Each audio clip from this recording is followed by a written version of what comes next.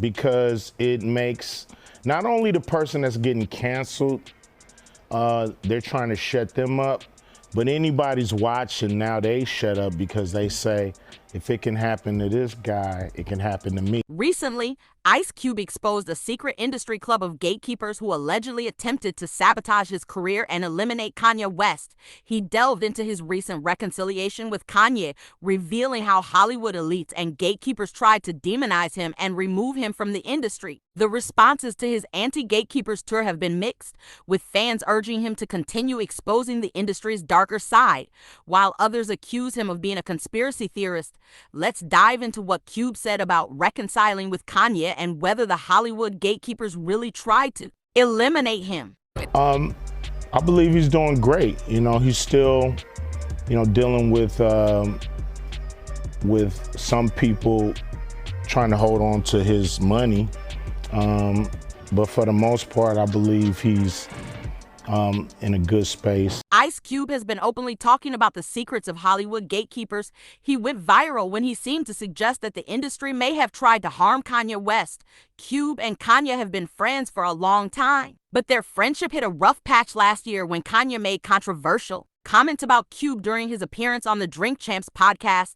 The controversy began in October when Kanye was accused of anti-Semitism for his tweets, but he later clarified that he was referring to certain shady Hollywood executives who tried to undermine him. However, this led to him being blacklisted, losing contracts, and getting banned from social media platforms. But he refused to back down and fearlessly exposed the sinister tactics used by industry handlers to discredit him. In one shocking moment, Kanye recalled how back in 2016, he was wrongly diagnosed and put on an involuntary psychiatric hold. He even hinted that his handlers might have attempted to poison him with lithium. Yeah, what I'm saying is, look, they tried to medicate me. I was exhausted. They wrongly diagnosed me. And they when I asked them, how much lithium did you want to put me on exactly? It took them 4 days to answer because they were embarrassed about the amount, right? And I refused to take this, right? You understand that if I had taken the medication, I would not be here, and it would have been,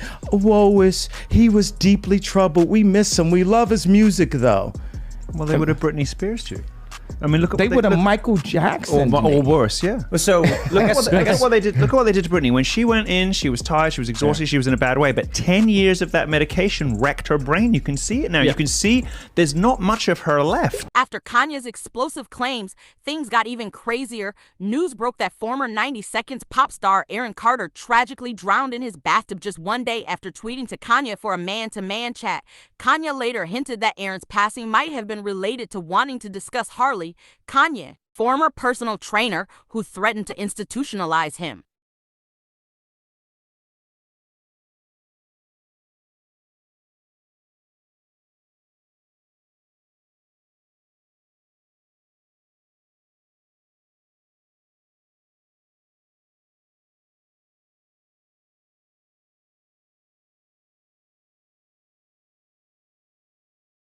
With so many coincidences that just don't add up, it's hard to ignore the possibility that there's some truth to Kanye's claims.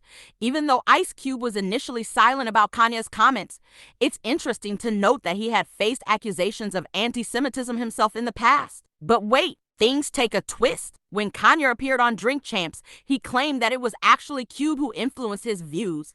And, Cube's really set me up for this. You know what I mean? It's like you really influenced me to get on this anti-site, vibe, and I'm here to finish the job. After Kanye's claims, Ice Cube fired back on Twitter, denying any involvement in Kanye's beliefs. He said, "I hate that my name was dragged into this Drink Champs Beast Cube, bro. I don't know what you meant by his statements. Please leave my name out of the anti-Semitic talk. I'm not anti-Semitic and never have been."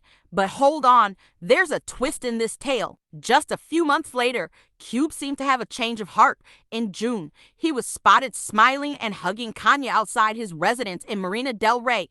What could have prompted this change? Well, here's where it gets even more interesting. Cube and Kanye's reunion happened just weeks before Cube shared a viral video on Twitter.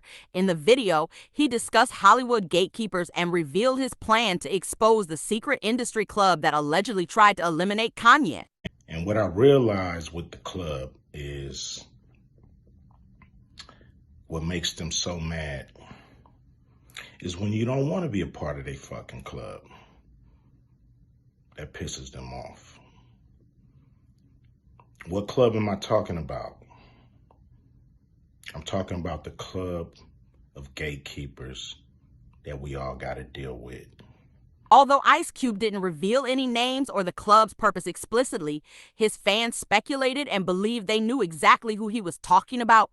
But wait, there's more. Cube went on to accuse the NBA and the media of attempting to sabotage his 3-on-3 basketball league, the Big Three. He suggested that being outside the club resulted in such challenges. Now, a lot of people might say, like, well, but Cube, you want to work with the NBA. Really, I don't give a fuck about working with the NBA. What I want them to do, when I say work with us, is to stop working against us. Stop doing that bullshit behind the scenes that we know you're doing. Mainstream media, you know, they ain't fucking with us. And that's cool. Hold on tight, cause Ice Cube is on a mission to spread the word about all the shady things he's seen in the industry. He's gearing up for a Gatekeepers podcast tour, planning to talk to everyone and shed light on the truth. Well, what I'm gonna do is go on a Fuck the Gatekeepers podcast tour. And I'm gonna go talk to everybody. Some people may get pissed off because I'm going to talk to everybody. That's not all. In an appearance on the Joe Rogan podcast, Cube dropped a bombshell. He revealed that he turned down a whopping $9 million movie role because he chose not to take the coveted vaccine. He believes the media tried to portray him as crazy for refusing such a huge amount. Producers talking to my people, and they're like, if he don't take it, you know, he can't be in the movie. It's like, it's not taking it. It's like, okay, can't do the movie. Well, Ice Cube turned down that movie role. He didn't initially want to reveal his reasons publicly, but unfortunately, someone leaked the news to the press, and he was quickly branded as anti-vax. To reveal a person's medical status, and here it is, they printing mine. And so I just thought it was bullshit, and it just kind of snowballed, you know. I'm like, what they want is for people to tell me I'm stupid. Cube had a conversation with Logan Paul, and he clarified his stance on vaccines. He made it clear that he's not anti-vaccine at all. Instead, he believes people shouldn't be blackmailed or frightened into taking the shot. He thinks it's essential to make informed decisions without pressure.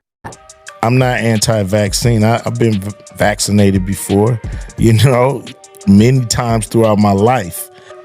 It's an individual choice. It sucks that people were pushed out of their jobs, canceled, family members not associating with their own family because of... It seems like Cube realized he reacted too strongly when Kanye mentioned him on Drink Champs, so he decided to reach out to Kanye to mend things and reconcile. Cube had a genuine concern for Kanye's well-being after witnessing how the industry gatekeepers were willing to silence anyone who dared to speak out. But don't worry, folks, they're on good terms now. Cube revealed that they never really had any serious beef to begin with. During an appearance on Piers Morgan Uncensored, Cube was asked about Kanye's comments on Drink Champs. He explained that the reason he distanced himself from those comments at the time was that Kanye didn't provide the full context when mentioning how Cube influenced him.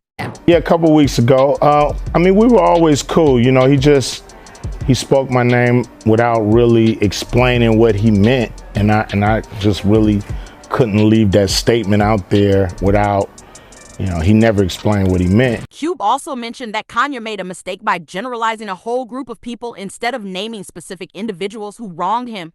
But the truth is, Kanye is still dealing with those very same individuals who seem to be trying to mess with his finances. On a positive note, Cube believes. I believe he's doing great. You know, he's still, you know, dealing with